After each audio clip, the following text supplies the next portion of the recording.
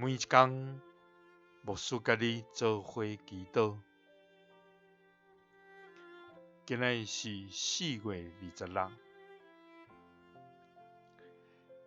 诗篇119篇1节到20节安尼讲：行为无通指责，生活遵行上主律法的，这款人真有福气。听叹上主的教示，专心追求伊的人，这款人真有福气。三个来祈祷，爱阮听叹教示，专心追求的天父，阮感谢你。主啊，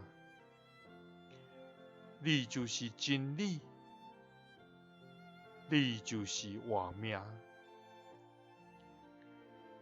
你的话是阮脚前的灯，路上的光。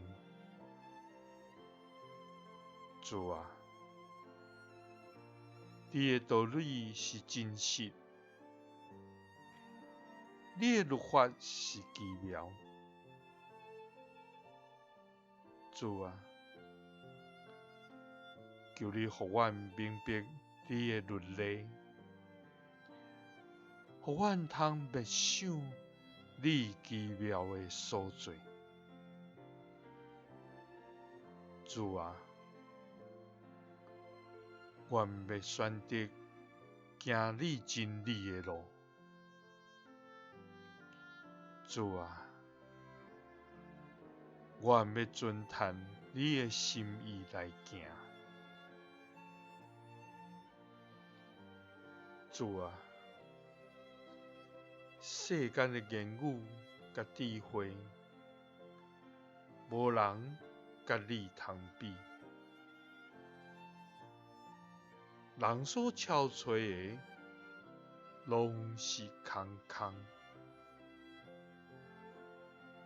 主啊，求你帮助阮，遵行你的律法，听叹你的教示，予阮专心追求你，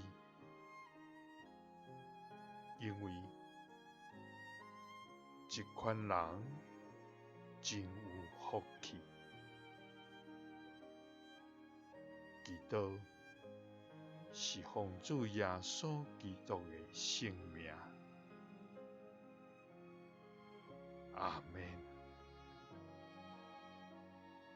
耶稣听你，赐你平安。